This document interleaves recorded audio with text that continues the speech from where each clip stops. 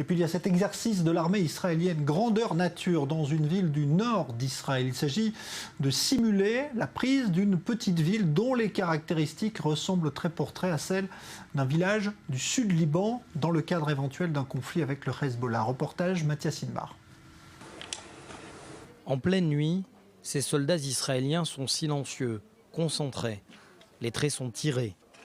L'exercice du jour, la prise de contrôle d'une ville. En l'occurrence, Safed, au nord d'Israël. La topographie des lieux ressemble à celle des villages situés au sud Liban, les mêmes où se trouvaient les commandos du Hezbollah 10 ans plus tôt. Nous nous préparons à tous les scénarios rencontrés au cours d'une guerre. Nous commençons ici dans le nord, à la frontière avec le Liban.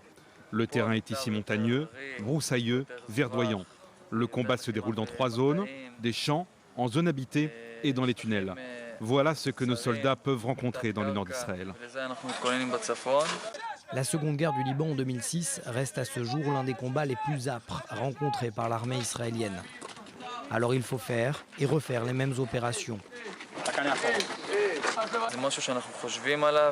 Tous les entraînements ont été pensés pour qu'ils soient le plus réalistes possible et pour que les soldats soient prêts le moment voulu. C'est pour cela que nous allons poursuivre ces entraînements dans le sud du pays où là-bas le combat est plus en terrain urbain, souterrain.